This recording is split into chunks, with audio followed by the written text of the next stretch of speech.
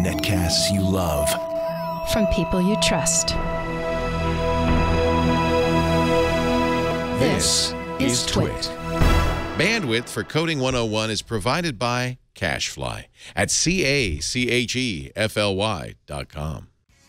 This episode of Coding 101 is brought to you by Casper, an online retailer of premium mattresses for a fraction of the price, because everyone deserves a great night's sleep.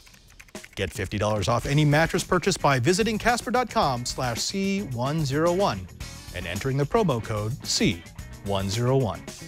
And by DigitalOcean, simple and fast cloud hosting built for developers. Deploy an SSD cloud server in 55 seconds. Try it today for free. Visit DigitalOcean.com, and once you sign up, be sure to enter the promo code C101 in the billing section for a $10 credit. Today on Coding 101, it's part 2 of PowerShell.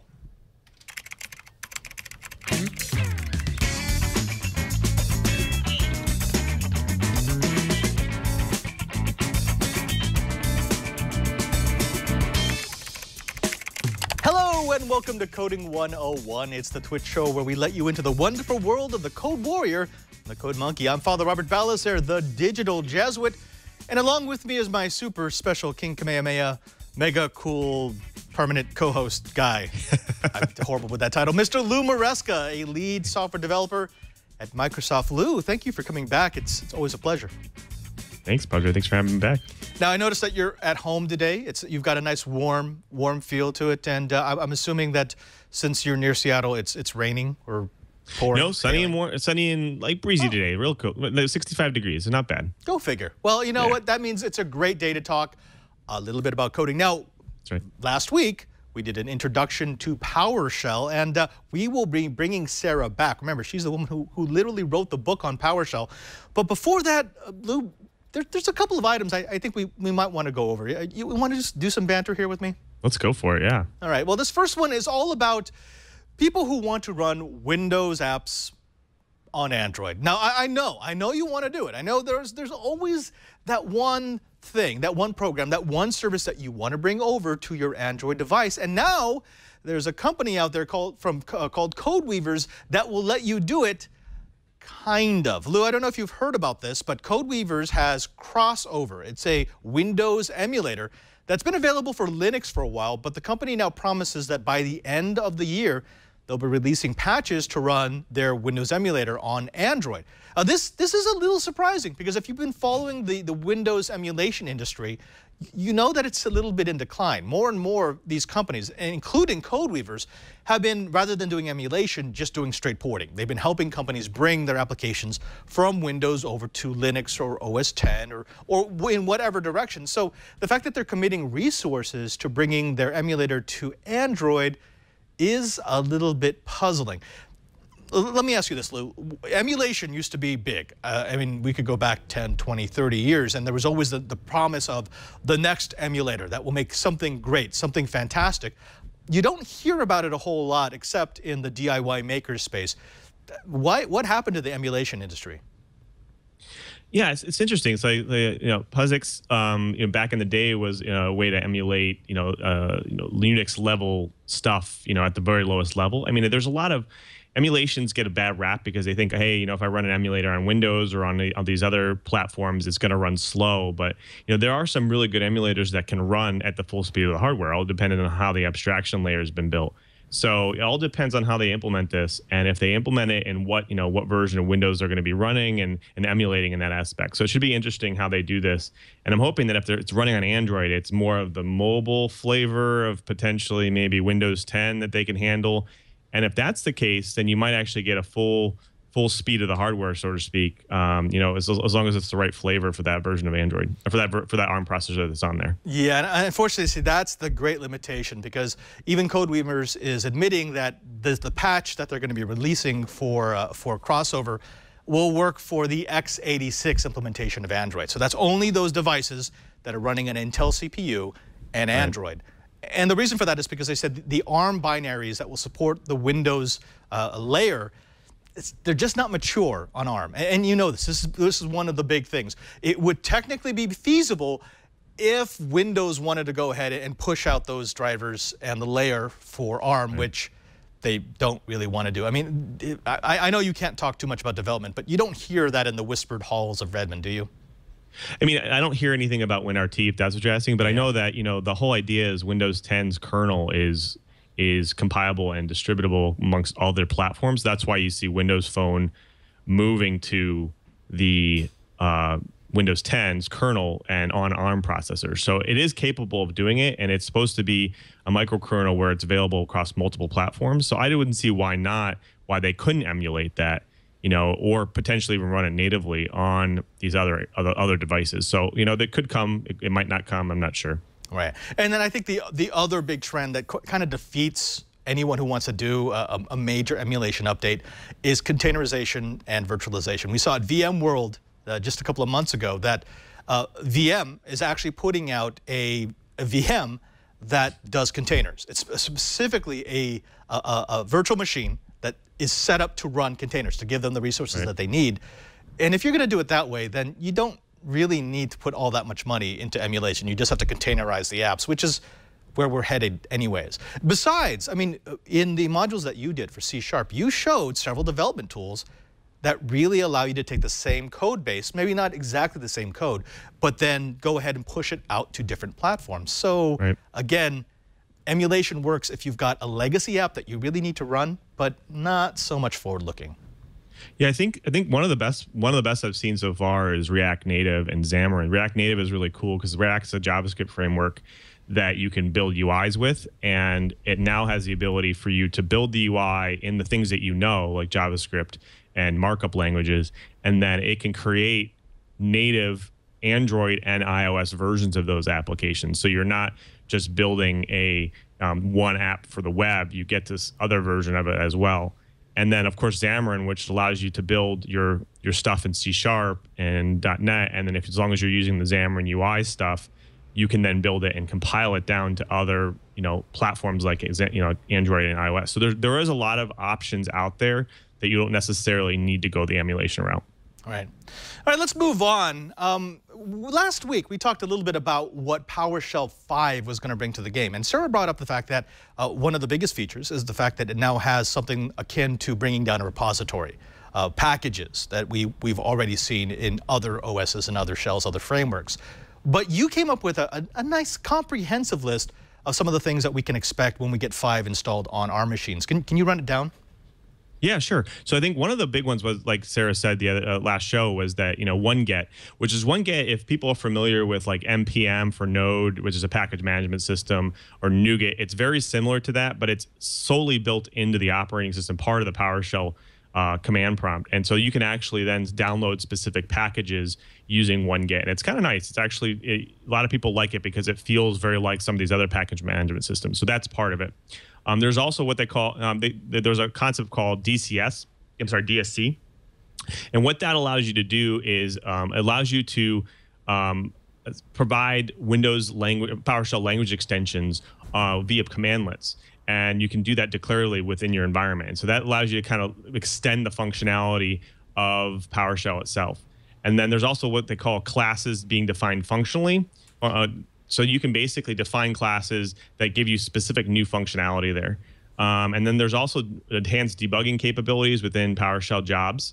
So they give you that ability, as well as, again, like I said last time, is additional performance gains when you're calling out to COM objects from your PowerShell command. So I think that's all these kind of enhance the capabilities, and that's why it's majorly supported on Windows 10 up front.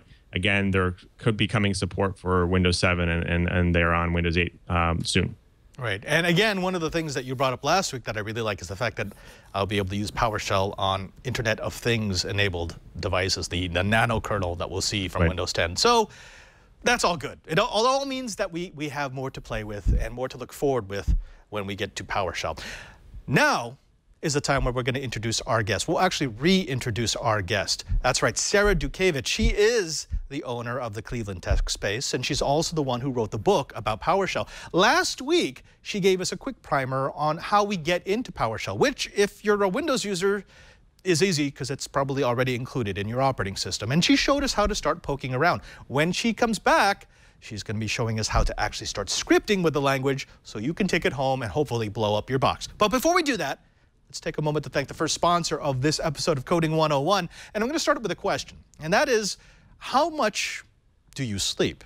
According to a study that I just made up, most people sleep 12 hours a night, and those 12 hours should be spent in comfort. That's totally not true. But no matter how long you spend in bed, it's often a very overlooked part of our lives. We think about the computers that we use. We think about the phones that we have. We think about the cars we drive. But it's strange that we don't put more thought into our sleeping apparatus, which is why we're happy to have Casper as a sponsor of Coding 101. Now, Casper is a different kind of company for your mattress. Casper is an online retailer of premium mattresses for a fraction of the cost. They're revolutionizing the mattress industry by cutting the cost of dealing with resellers and showrooms and passing that savings directly to you, the consumer. Their mattresses are obsessively engineered at a fair price. They include two technologies that really make the name: latex and memory foam. They bring them together for a better night's sleep and for brighter days. It's a comfortable mattress that has just the right sink and bounce. Anyone who's tried to put memory foam on top of their mattress knows the problem that you have. You sink into it, it gets kind of warm, it starts to heat up, and then you end up sweating through your sheets. That's no good. Now, latex will give you more breathability, but it doesn't quite give you that support, not quite the molding comfort that you want at night. So what Casper has done is they've taken those two techs and they put it into one mattress to give you the right amount of support, the right amount of breathability, and just the right amount of comfort. Now, you can buy it easily online and completely risk-free. This is the thing that I really like about it. They understand the importance of trying out a mattress. When you go to a showroom, you might get 2, 3, maybe 5 minutes on top of the mattress. That's not how you should choose something that you're going to be spending so many hours on a night.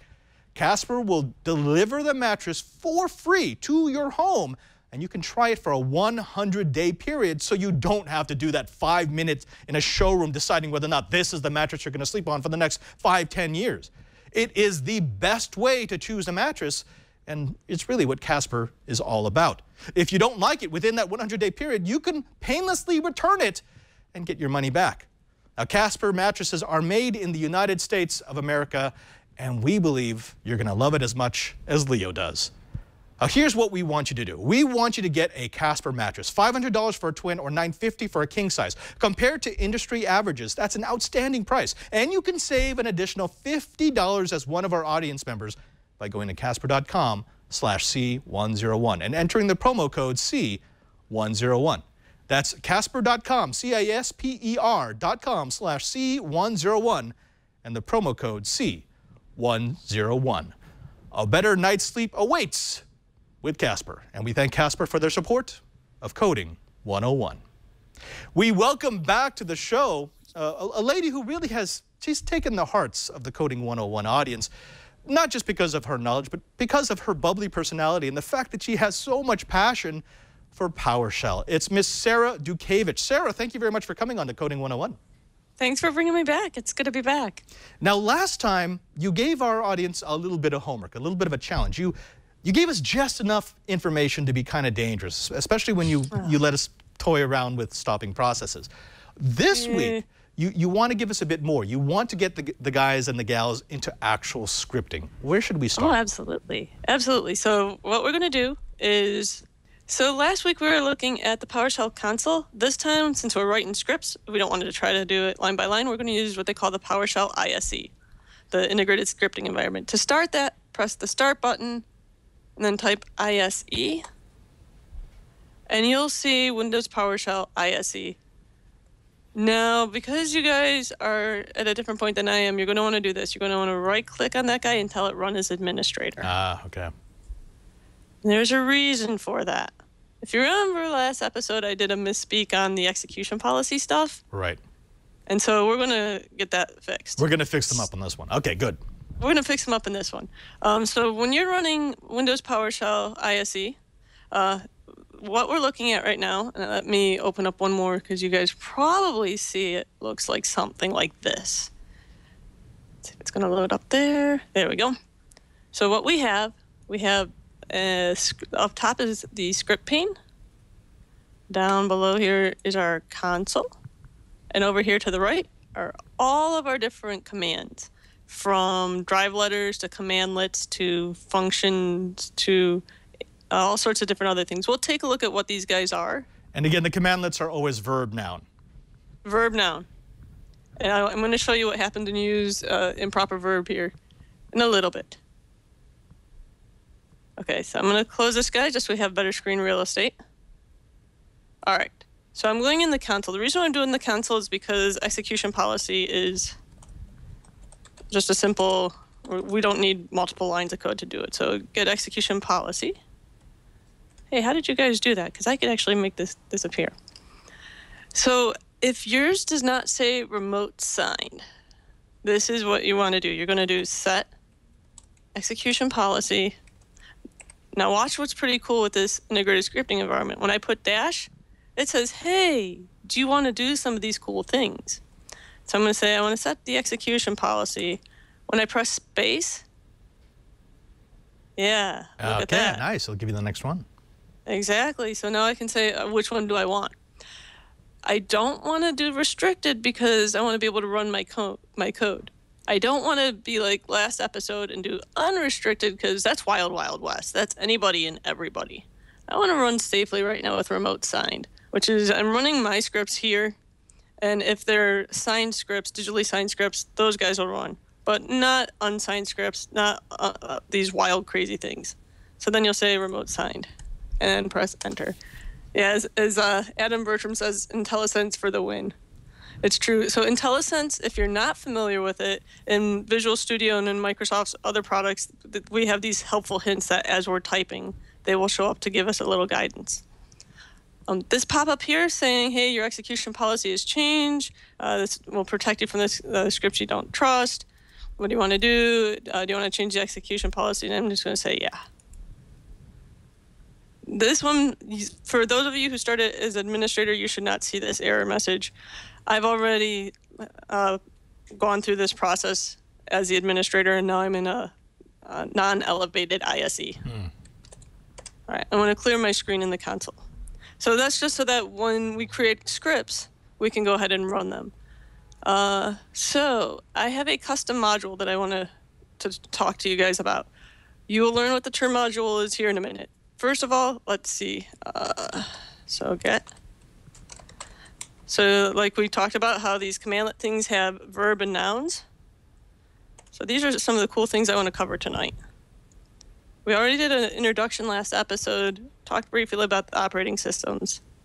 So we're going to go into some commands, talk about commandlets and aliases, functions, pipelining, providers, should be modules,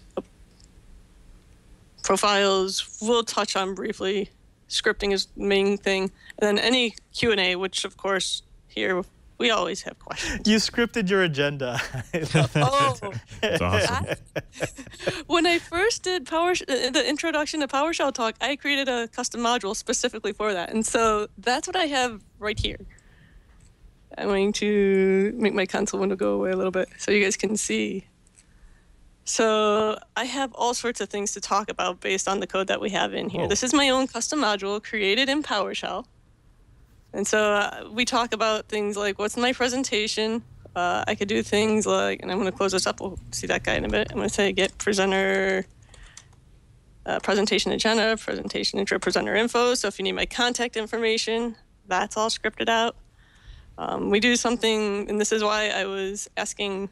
So before here, I was asking Padre for something. I'm going to do something called display preview. This should be making Adam cringe because display is an improper verb. Ah. But so if you guys remember, you defined it. So I was just like, I know pretty much what's in the get verb list, and I know display is not a proper verb. And so I'm like, let's put this in here. And I'll show you here in a minute why that's like that. This is, you know what? This brings me back to my my Zork days. I feel like I'm going to be eaten by a Gru. So I did some customized thank you for our sponsor, talk about Hacktoberfest, and then these things here are called PowerShell Proverbs. So back in 2011, PowerShell Proverbs was a hashtag on Twitter, and I happened to catch a bunch of them and put them in my presentation. So when I gave this presentation, I made sure to put this up front. And so when people were sitting there waiting for the presentation, they're watching this, and you could see the smiles and you can see the laugh, like, this is awesome. And this is the PowerShell community at its finest. They are an awesome group. They are hysterical. So this is part of what my module does. So in the integrated scripting environment, up at the top, we have these buttons to run our script and stop them. I'm going to say stop operation, and that way it'll stop it. Otherwise, it's going to keep looping through the proverbs. So Adam Bertram's asking, you are using right host? Well, let's take a look and see. Not only did I create a custom module, but I have it designed so that we can talk to the code and talk at what we're looking at here. And so these these are .NET modules or .NET objects that you created? Well, these are the way PowerShell works under the covers. It uses .NET objects, but I took my knowledge of scripting based on, because I've worked with Bash scripting, I've worked with batch scripting. So I combined that knowledge with my .NET background and objects and kind of played around with it a little bit. Okay. All right, so let's take a look at how I've created that. And we'll talk, as we're looking at this, we'll talk about various things that we're seeing. So first of all, one of the things that we mentioned last episode with PowerShell and the cross-platform thing is there's like no grep, no tail. We have aliases in the Linux side of things, and you use the alias command. We don't have alias here. So what I ended up doing, so if I were to fire up a regular PowerShell window, and we're still looking at the window, correct? Yep.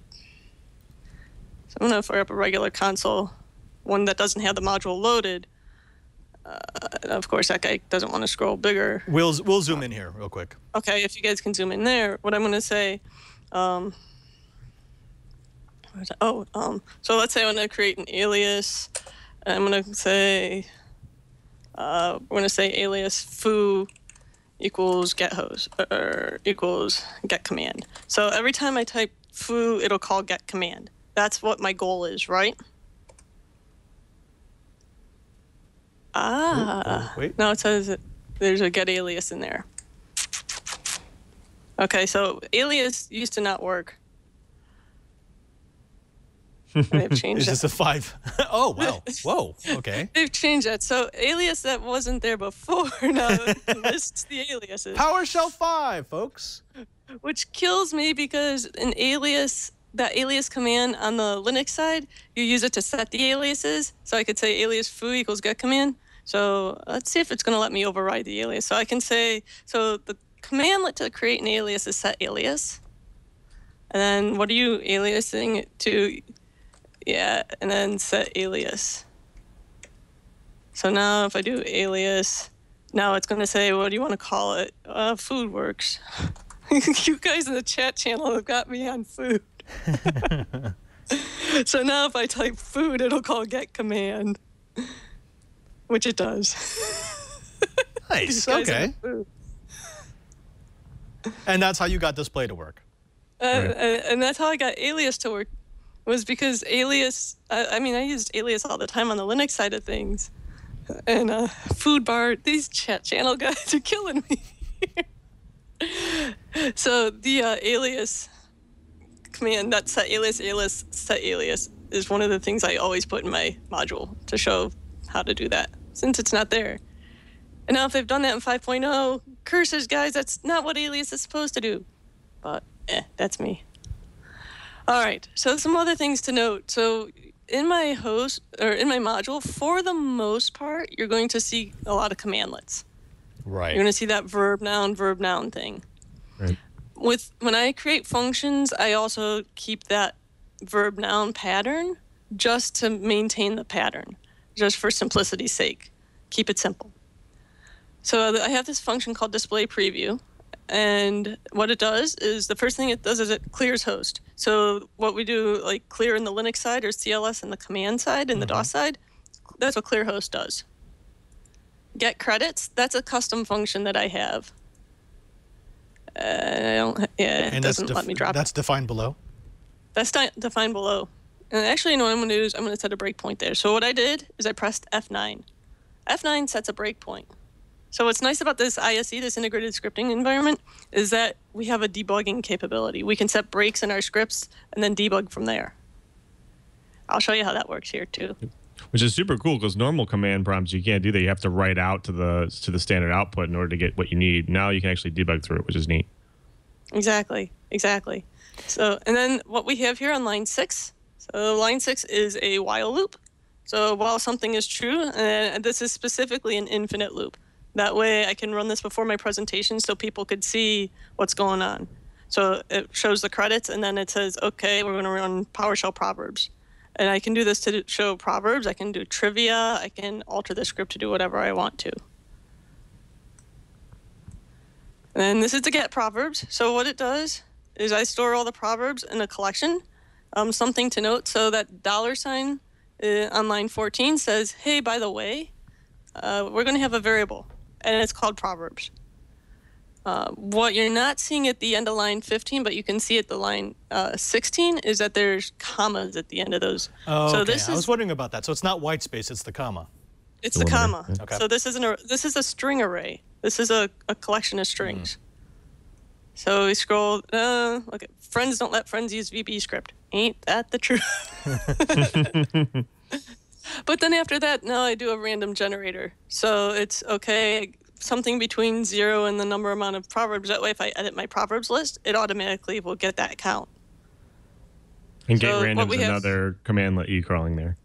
Yeah, so get random is a commandlet that it's a random number generator. So actually, let me show you what it looks like down in the console. Get random.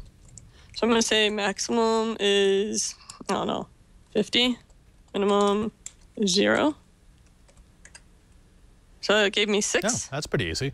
Wow. If I call it again, it gives me 2, 34. So, I mean, it's random enough for what I need. Okay, yes, because we will get people who say, well, that's not truly random, but random enough is what we're You looking don't for. have entropy generators or something, Yes. right? Yeah. I'm not getting carried away with my random. For crying out loud, I'm just displaying Proverbs. Trust me, random number generators is a sensitive topic here on the Twit TV network. So we have to qualify by saying we just want random enough. This is not in crypto randomness. This is just picking something out of an array randomness. Yes, nice Okay. and simple little thing.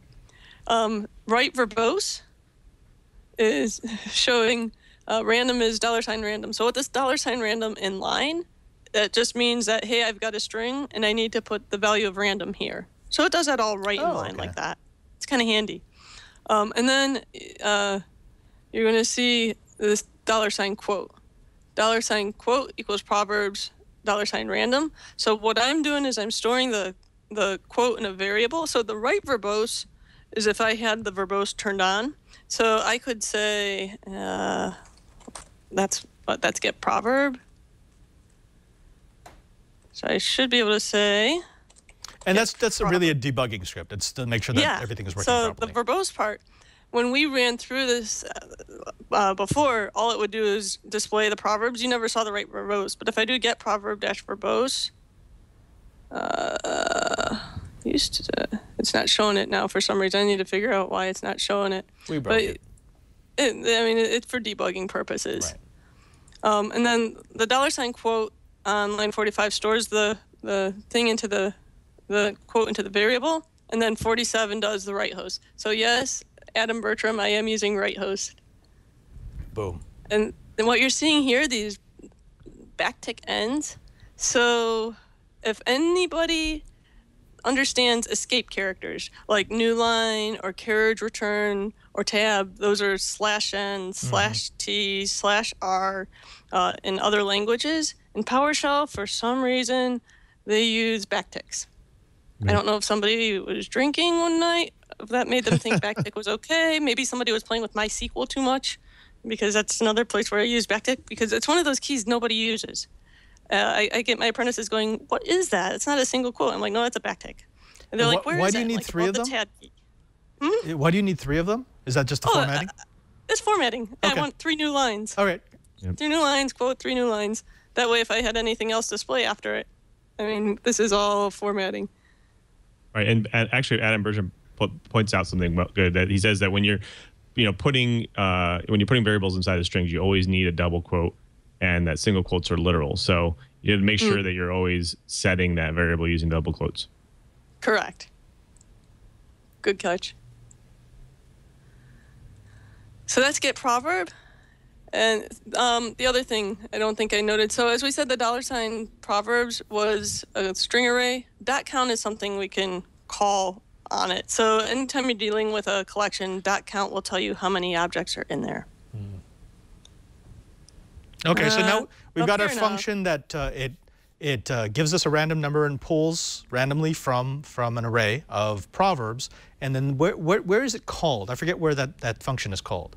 This get proverbs is actually called right here on line 8 in display okay. preview. Yeah, there we go. And then this start sleep. This is just a thread sleep for 5 seconds. So it waits to go through here. And are we going to check that one out next? What, start sleep? The sleep? Sleep sounds good. That's later on. Oh, damn. I Okay. hope. After the end of line. Some other things. So I have get home, this function here. The only reason why I have that in here is to talk about C#, or the C#, sorry, long day. C: versus tilde. So on the command prompt DOS side, we're familiar with figuring out what our home directory is. So what I'm going to do is I'm going to do cd C:. Yeah, cd C:. There we go. So in my console, you see that I'm at the C drive. But some people take a long way to get to the home directory. In PowerShell, you can do cd space tilde, and that takes you to your user's home directory. We don't have this on the Windows side. And it was funny because when I was writing my book, my co-author actually wrote in the book the long way of getting to the home directory. And I just looked at that. And I was like, Matt, why aren't you doing cd tilde? And he's like, cd tilde, what's that? I'm like, we have it in the Linux world. Tilde represents your home directory. I'm like, let me see if it works in PowerShell. And sure enough, it did. He's like, whoa, how did you know that? I'm like, this is what happens when you're cross-platform. There you go. This is what happens when you play around with PowerShell and check. Now, there is a commandlet out there. Something about... So get command, something about path. One too many M's in there. One of the path ones, the help file actually explains the tilde as well. So that's what that is. Let's see, what else do we need to point out in here? So again, I'm going to scroll through. You have some help syntax, the comments that we use here. There's help syntax. Oh, by the way, we've got some people asking where can we get the Sarah code, and we will make links available so that you don't have to copy this from the screen. You will just be able to download the script and play around with it yourself. Correct. And I will make it available after the recording. That way, if we change anything here, I can save it and you guys will have the updated version. Exactly.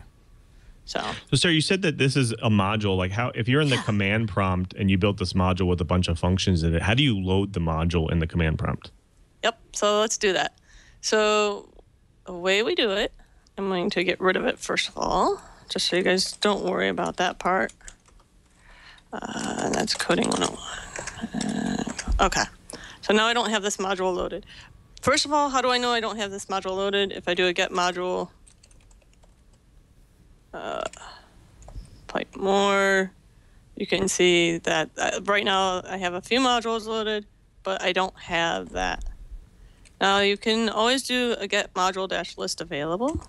Again, piping through more pagination stuff.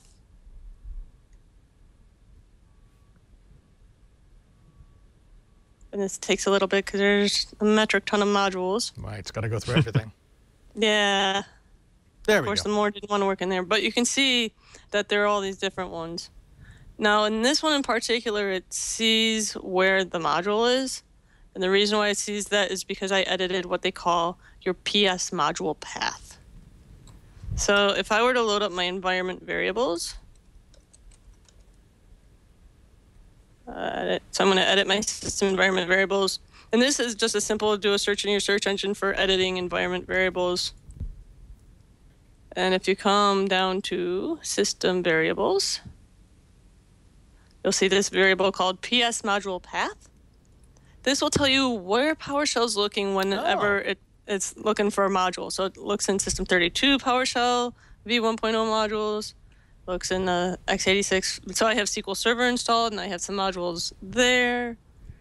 Yeah, Adam Bertrand's like, wait for it. Where should you put it? The PS module path will tell you where PowerShell is looking. And before tonight's presentation, I also added my Coding 101. Now, there's a catch to this. This actually doesn't work. And the reason for it is because there's that space in there. Right, a dash. You have to do use quotes or something like that. Oh, I'm going to do the old school DOS path. Oh, there you go. Tilde 1 has to come back. It must live. And yeah, Adam Bertrand, I'm about to get over there to show them env. So you do that, Coding 101. But you don't want to just keep adding to that field, right? No. That will get messy really quickly. No, and what I was doing here earlier with import module. So import module is how you bring in a module. I'm going to need my up arrow to go through it. Somewhere in here. There it goes. So I actually did import module and then the full path to the module. Okay, and that will alter the field for you. That will alter the field for you. Yeah, if I tab complete it, it'll fill it in for me. That's how I did that. Oh, fantastic. All right. And so I could do that. And this is why I have the improper verb. So like I said, that display preview is an improper verb. It's not, that display is not a verb on the approved list. So you get this handy dandy warning that says, hey, by the way, the names of some of these commands include unapproved verbs, which means that they're going to be a bit harder to find. So the things under the cover actually look for a particular set of verbs. I can actually make that go away, so let's fix that, just so that we don't make cranky PowerShell people. I'm just going to say get preview. Actually, sir, before we make the PowerShell people happy, let's go ahead and take one last break to bring us home. Because we do need to thank the second sponsor of this episode of Coding 101, and it's DigitalOcean. Now, whether or not you are a code warrior or just getting started at programming, at some point you're going to have to consider hosting. Now, what you want is you want a hosting provider that can start very basic, that can maybe give you just a little bit of processing time, just a little bit of bandwidth so that you can get your service or your application up and running and out testing with your friends, with your colleagues, with whoever you need to do your beta, and then with a touch of a button, scale it all the way up to production. Now, if you did it the old school way, well, you'd have to make sure that you have your own hardware, and you'd have to make sure that you've got an ISP that can handle the load, and you'd have to worry about that moment at which you scale past your resources. Of course, we don't have to do that anymore because we live in a world where we can have containers, where we can have machines that come up and go down as we need them, dynamically changing as our load changes, which is why we're happy to have DigitalOcean as a sponsor of Coding 101. DigitalOcean is built for developers by developers, and it's used by over 400,000 of them, including me. You can deploy and configure your droplets via a streamlined control panel or a simple API. You get to choose your OS: Ubuntu, CentOS, Debian, Fedora, CoreOS, FreeBSD. One-click install lets you quickly deploy popular apps like Django, Docker, Drupal, LAMP, GitLab, MediaWiki, Node.js, WordPress, Ghost, Magento, OwnCloud, Ruby on Rails, and more. All their servers are top-notch, built on hex-core machines with dedicated ECC memory and RAID SSD storage. The servers can have up to 20 CPUs, 64 gigabytes of memory, and 640 gigabytes of SSD space. They're highly scalable to meet the demands of a rapidly growing application or business. And what I really like is they take care of all the muss and the fuss of auto backups and snapshots, so you can focus on your coding. You can deploy servers in regions all around the world with gigabit speeds, 99.99% uptime, and they give you full-featured DNS management, including the use of dedicated IPs if you need them. You've got web console access with HTML5 plus SSH, SFTP, and KVM VNC for virtual desktops. And with an extremely active community, there's always going to be someone like you with your skill level who can guide you through a problem that you might be having with a particular integration or a particular problem that you have with deploying your app. It's really the best way to jump into hosting. And it's so easy to get started. You could deploy your own SSD cloud server in as little as 55 seconds. Imagine that, 55 seconds. So here's what we want you to do. We want you to try DigitalOcean. They have incredibly affordable and straightforward pricing with servers starting at just $5 per month. There's also hourly pricing available if you just need to get up and running and pushing out really quickly to try your new tech. You can start at less than a penny per hour, but we're going to make it so that you can get started today and deploy an SSD cloud server for free. Visit DigitalOcean.com and create an account. Once you confirm your email and account, you can go to the billing section and enter the promo code C101 and get a free $10 credit. That's right, free, folks. Why wouldn't you try DigitalOcean? Why wouldn't you see if maybe that's the best way for you to get your app to the world? That's plenty to get started and explore what DigitalOcean can do. That's DigitalOcean.com, DigitalOcean.com. And once you sign up, enter the code C101 in the billing section for a $10 credit. And we thank DigitalOcean for their support of Coding 101. Now, Sarah, when I so rudely interrupted you, you were just about to get into, well, the knowledge that we as nooblets need in order to do PowerShell properly. So I know we've got an MVP in the chat room. Let's make sure that we do him right. Go ahead and tell us, what do we need to make sure that our environment is set up properly? Okay, so you nooblets with commandlets. I think that's what I'm going to call my next I like that. talk. Okay, good. Nooblets with commandlets. So I know that display preview, I know that that display is not a proper verb. Just because I can come to get verb, and after it's done running, I can look at the list and say, okay, you know what? I know that display is not in there. So what I'm going to do is I'm going to just say, because I'm getting something, I could do get, or because I'm showing something, I could do show. I think shows a legit. Yep, there's show. Show Nice. is a legit verb. So we're going to show that. So I'm going to save that. But just because I save my module file doesn't mean that I automatically have it updated in my session. If I take a look at something I can do, get command dash module, and as we know what this from when I imported it, it's called Coding 101. And if I press enter, see that it still says display preview? Oh, yes, okay. That's what I've got loaded in. So what I need to do is I need to get rid of the module and reload it. So what I do is I'm going to say remove dash module, Coding 101, press enter. And that should take it out. And actually, if you're not sure, I can always say get module, and you can see that I still have these guys loaded. Oh, nice. I'm gonna do the import, and then we'll run get module again, so you can see what this looks like. So the import, I'm just importing that whole long path to the module. And I'm gonna, after I do that. How important is this for housekeeping? Because obviously, if you start importing so many modules that directory gets out of control and that path gets out of control, that's not good for you. So do you have a rule of thumbs as to when you bring them in and when you clear them? So when I bring them in and when I clear them, I bring in modules as I use them, as I need them. So let's say, for example, I need to deal with IIS. So that's a web server. In web server administration, they have a module that was called web administration. So I would get module web administration or import that as needed. The problem is that there's the auto loading of modules in PowerShell. That happened, was that version 3, I believe? And so it would just bring it in. Right. And so actually, now it's one of those. Adam Bertram in the chat room, again, he's an MVP. He has an excellent nooblet suggestion, and that is, if we're looking for a list of legitimate verbs, there is a command, get verb, and go ahead and show them get verb, so that you get yourself a list of all the legitimate verbs that you can use. And that's exactly what I was looking at here before, to figure out what I could replace get with. So I could do get verb. I don't think it's going to let me do this, but let me see anyhow. Ha. Ah, good view. Cool. Ah. So, and unfortunately, I don't think it's going to let me zoom it. Can you guys zoom it on your end? We can zoom in on our side. Okay, so what's nice about looking at it in the grid view is I could do something like, okay, add criteria. I want to find group, and maybe I want to see only common. It's going to take it, press enter. So now I have only the common verbs. I'm going to expand that. And right now it's automatically sorted alphabetically, so I can look and see, okay, well, there's get and there's show. Get assumes that I'm returning an object to later work with.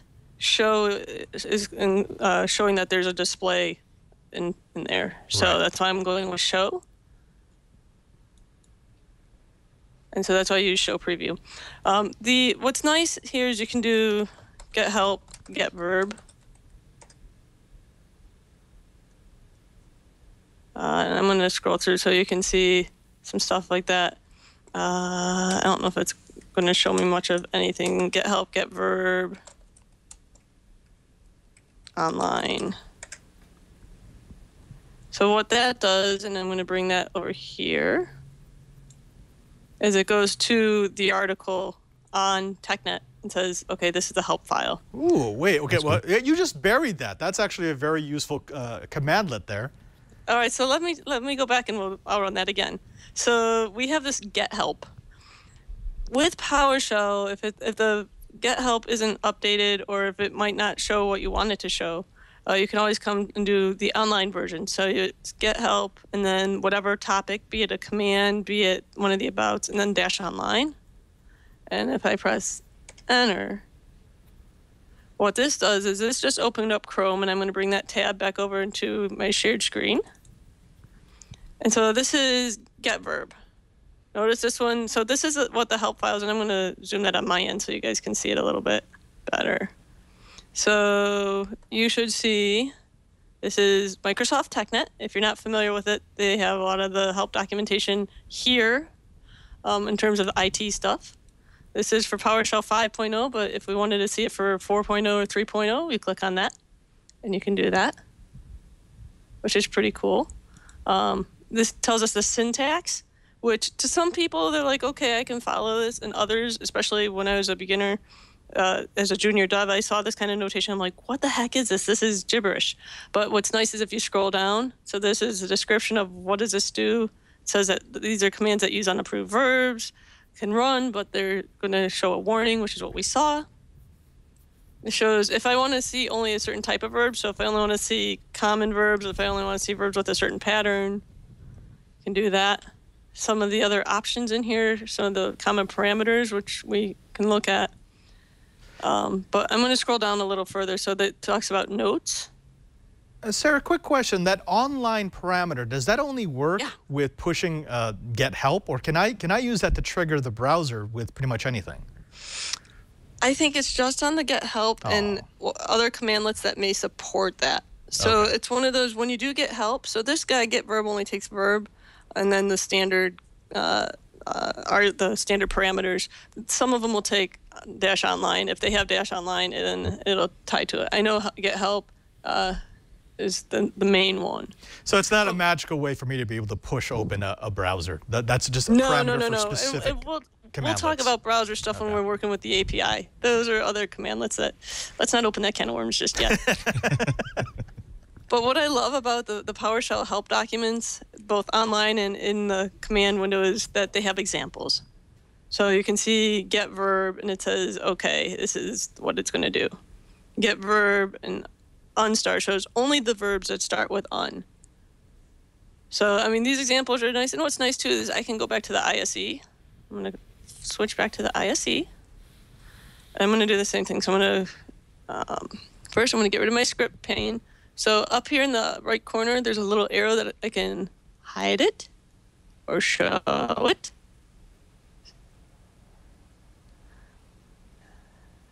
I'm going to hide it and clear it. Get help, get verb, and for me, Adam points out a good point too. Is get help? You can also use man, which is kind of cool. It's very similar to the Unix version. Yeah, so I could say man get verb. Dash example. Just why is that so sad? I think it's dash example. No. Yeah. So man. So you can do man. What can of worms are you guys opening over there? Mr.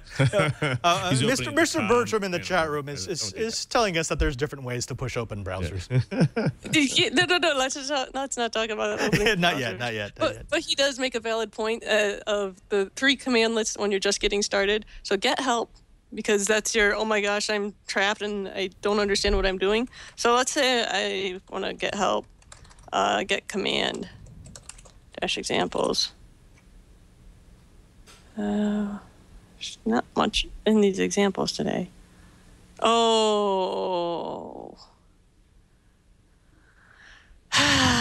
So if you guys remember last episode, how I told you that the help files aren't included, notice in here this get help, get command examples, and it's not really useful because the remarks say get help cannot find the help files for this command on this computer. to install, just say update help. Yeah, you have to go get them. So if I update help, so instead of doing that, I'm just going to say get help, get command online, and that'll show you. It's going to be the same kind of deal. Right. So, but you could download the help file to your local station, and then you wouldn't have to go online. But we would have to do it right now. I can tell it. Just do its thing, just so you guys can see what it looks like. This is the computer that's plugged in over the Ethernet cable, so it should be fairly quick. That You actually can looks see like OneGet there. Yeah. Yeah, I mean, it's just updating help files for each of the modules that it knows about that it could see. It shouldn't try to grab anything for coding 101. Say shouldn't. Just watch for C101. Oh, there we go. Wow, cool. We had, Oh. Yeah, we're not going to say it because I'm not running this as administrator. Right, right. Which, by the way, we did on purpose. You pointed out at the beginning. Yeah, so this is one of those, yeah. It's one of those That's moments. how that works. Sarah, anyhow. we are coming to the end, close to the end of this episode. We're going to have to send the folks off into the ether, but it's going to be a month before we see you again. I'd like to give the folks at home some homework. So in the first episode, we got them playing around with PowerShell. We showed them how they could invoke it, how they could start playing around with the commands, how they could start looking at the commandlets. In this episode, we've actually got working code now. They're going to be able to go to our show notes and download your script so that they could see how loops work and see how functions are set. What would you want them to do? Where would you want them to be by the time they come back to your module in November? Okay, so for the homework, take a look at this, take a look at commandlets, take a look at functions, take a look at the help files. Understand that there's the examples thing versus the full versus online, and bring questions because we've given you a lot of stuff to run with. So if there's anything in particular you want to see, that's fine. Coming up, we're going to look into how do we put all these little parts together? How do we put the functions together? How do we put the commands together? And we'll talk about this module a little bit and how the module is built and why it's called a module. Because a module, we'll learn, is a container of things. Right. So we'll talk about how we can build that. What's the commandlet to build that?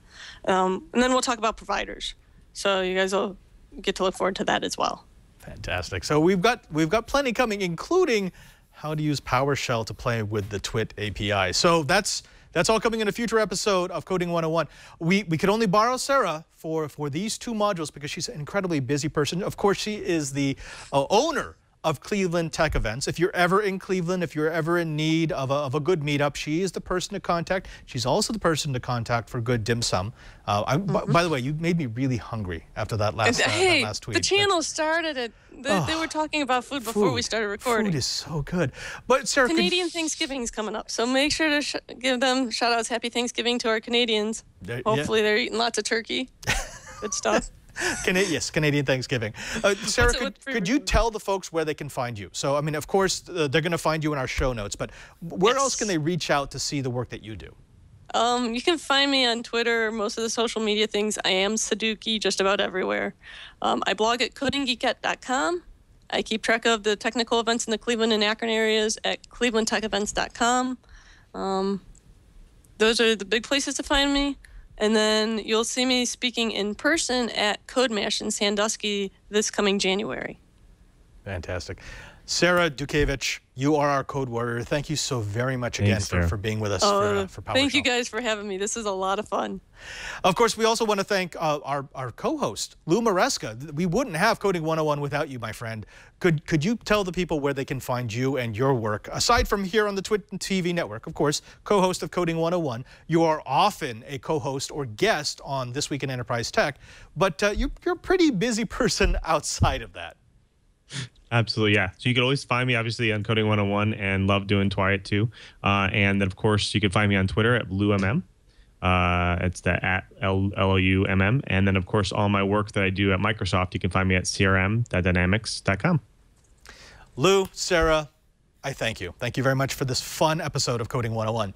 I also want to thank you, the person who comes back week after week to watch Coding 101. Now remember, it's important that you go to our show page, twit.tv/PowerShell. coding, because there you'll find the notes for this episode. You don't want to have to copy things off the screen. So we've got Sarah's link to the first script that she gave you, as well as this more advanced script. So if you want to start playing with it, the best way to do it is to go to the show notes page, again, twit.tv/coding, and just download it straight from the source. Also, because they'll be downloading from Saduki's website, you'll be able to get the most updated version of the script file. Also, we want to thank everyone here who makes this show possible. That means Lisa and Leo for letting us do Coding 101. That means my TD for the last 2 episodes. I'm sorry, Anthony, do you have a camera on yourself? Can you say hello to the folks? Everyone. Yes, that's Anthony. He's behind the scenes a lot, and aside from blowing up the TriCaster, he pushes all the buttons that make us look good. Until next time, I'm Father Robert Balaser. This has been Coding 101, and Lou, you want to take us out? Absolutely. End of line.